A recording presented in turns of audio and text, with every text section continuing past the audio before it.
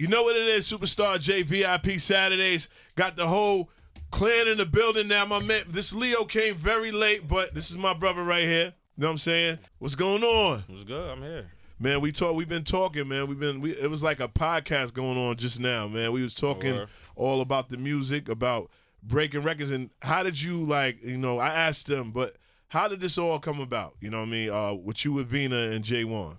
I mean, I've been wanting to work with artists from before. That was kind of the original goal, but I was I kind of had to bet on myself as an artist first in order to even get the credit, gain the credibility for people to even, you know what I'm saying, kind of trust me with anything musically first. So I did that, and then you know what I'm saying, got the credits, the resources, the connections, whatever I needed, so that I could, you know what I'm saying, try to help either help other artists or whatever like that. But they not really artists that needed help or nothing like that. We're just working, you know what I'm saying? I like Vina style, I love Jaewon style, what they bring to the table. I feel like there's a huge need for a Vina love. There's a huge need for a Jaewon. They need a smooth talking, wavy nigga from the town for real, that's really from the town, but really experienced the fly shit in life. Yeah. Boom, it's out of here. They need that. They need something to look up to. They need something to, you know what I'm saying, want to be like when they getting dressed. The shorties, they need a somebody to want to be like, you know what I'm saying? Ain't no extra BBL, ain't nobody more fire than Vina love, you know what I'm saying? Just naturally, that's just, you know what I'm saying, what it is type shit. And I feel like we just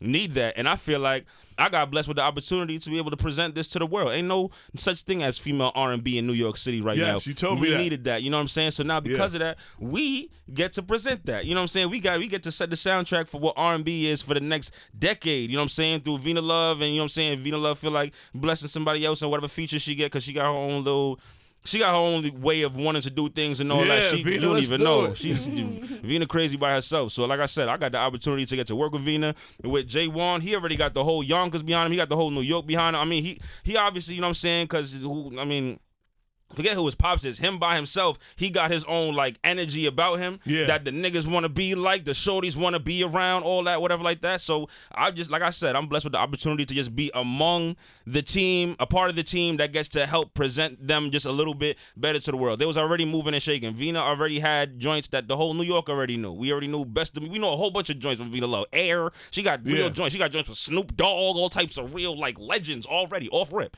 You heard? But I feel like it was just time for her to just get just a little bit more, just structured up motion behind her. You know what I'm saying? With Jaewon, he already had joints. He already had videos out. He was already doing shows, getting bookings. Every time I call him, he's at some booking somewhere, some shit. That's already Jaewon. That's really Jaewon. That's you know what I'm saying? Yeah. So all I had to do now is just say, all right, cool, let's just slow it down, because he just, if it's up to him, he gonna record 90,000 songs, because he's a rapper, an actual rapper. A lot of niggas get into the studio and they feel like they're rappers or whatever because they making a couple songs on a couple tracks.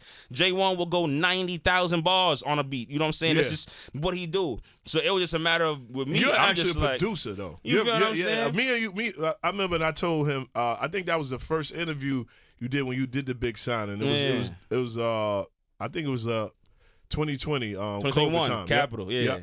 And we was in the studio, and I've always, we've all came together because we both Leos. So we I think the first time he was like, you got to be a Leo. Yeah. Yes, sir. I remember. Yeah. So, and then I'm gonna say Tisa put me on to you.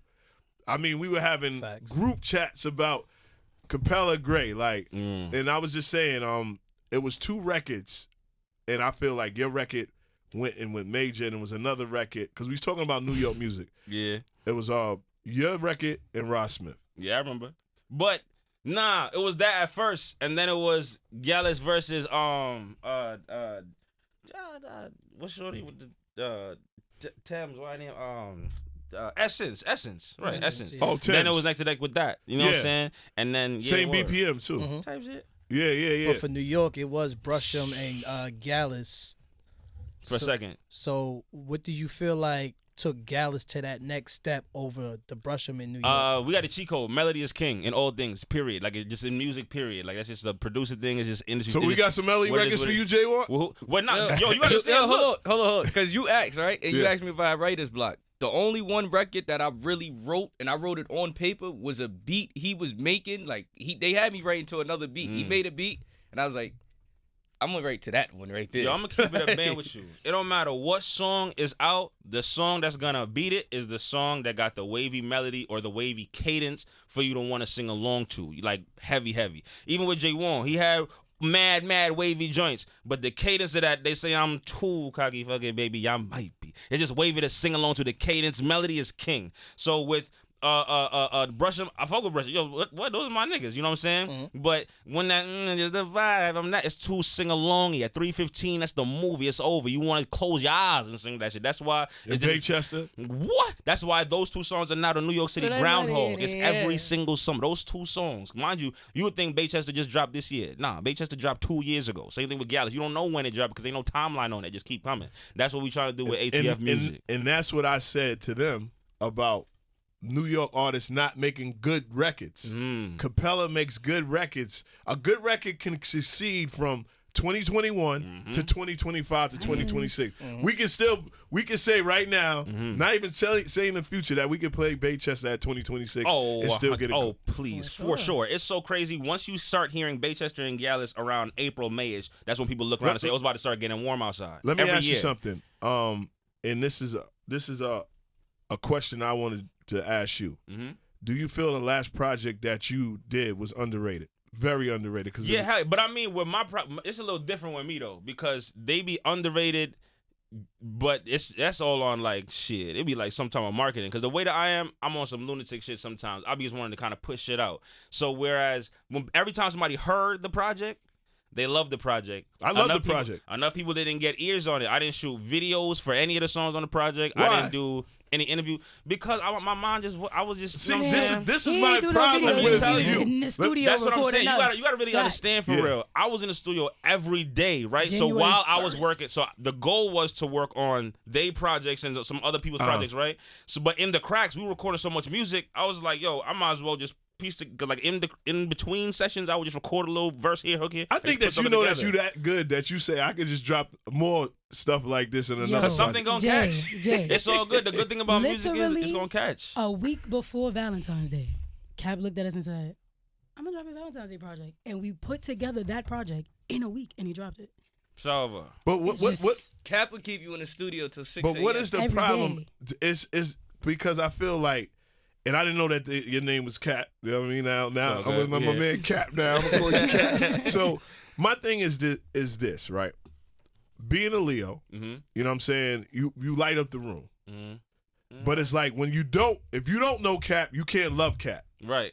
You know what I'm saying? I'm here for it. I'm just being real with you. I feel like you could be one of the greatest producers out of New York if Cat would just show his personality and have Rondo on your ass, doing other shit. Because I feel like you give me that, and I tell this to Fab all the time. If you around Fab, he is funny. He's doing jokes. He got to be comfortable, though. Yeah. This what I'm saying. Leos like to be comfortable. But also, you got to understand the trajectory of my career wasn't supposed to be this. So even though I'm here, we damn near 4 or 5 years in this, but I'm still kind of even adjusting to being a celebrity? The art. No, heavens no.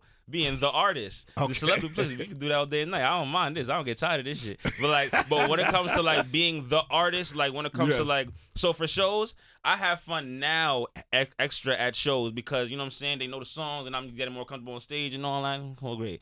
But my whole dream, the vision initially was to kind of give other people that really, there's some people that wake up and they think of just stage and just the lights and their names. And I'd rather give those people the opportunity to go crazy and present opportunities like that. So I'll drop a project just because that's my baby, just because I just, you know what I'm saying? It's whatever, but I'm not really necessarily the guy with the content and the this and that. Sure, he's Dr. Dre. You feel me? Now with Gallus, now like I said, I also now understand the idea of once you have a single, if it's the right single, beating people in the head with the single until they know it, until they are just, and then dropping the project, and I'm understanding how to capitalize off of momentum. I'm learning all of my whatever so that my artists don't really have to go through that. With Vina Love, she coming in with the, because she got the record, it's the look, it's the this, it's the that. With Jaewon, they already come like that. So all I gotta do is just provide, let's do this, let's structure this up or whatever like that. But I wasn't really trying to be the artist that was gonna be doing all the most or whatever. I kind of just put shit out and whatever catch.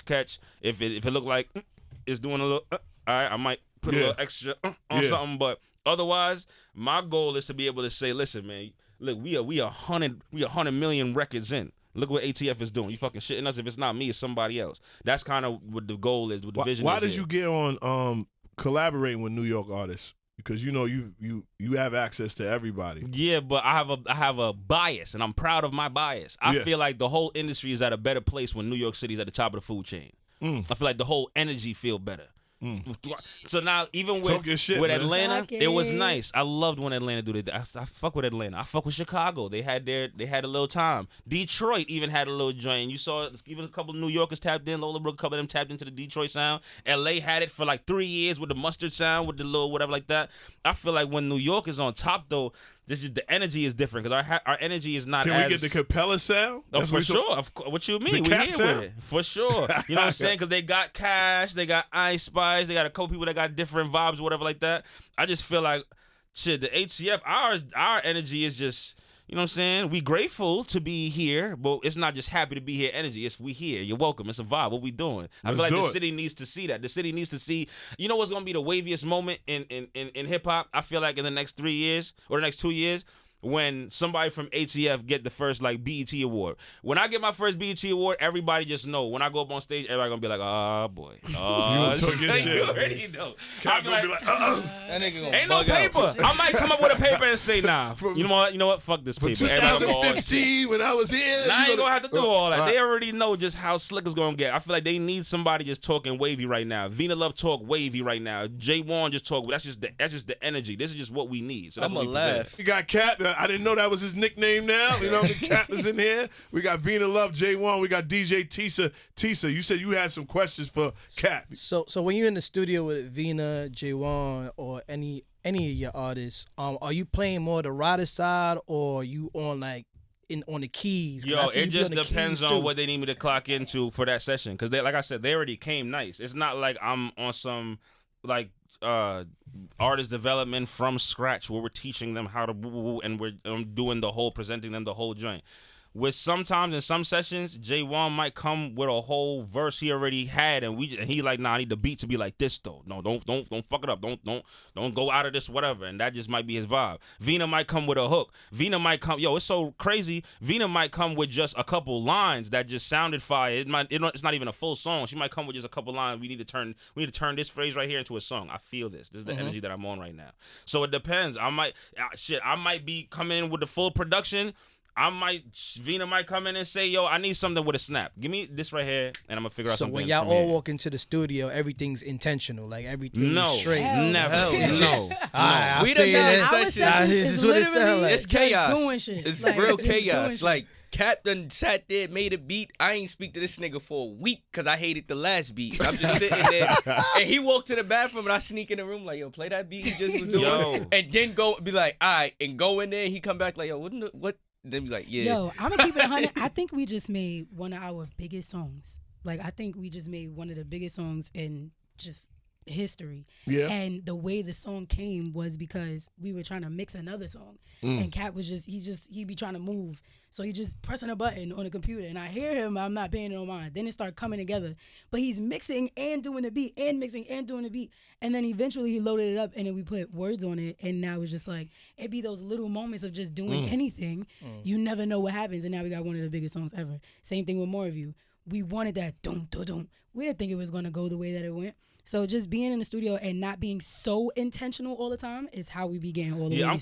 We kind of trying to capitalize over the idea of going with the flow now more than ever. So one of the things, the good thing about the new chapter of ATF is we got to learn from a lot of just the things from the past that I didn't do properly before they even got here or whatever like that. So even capitalizing off of momentum and just kind of just going with just going.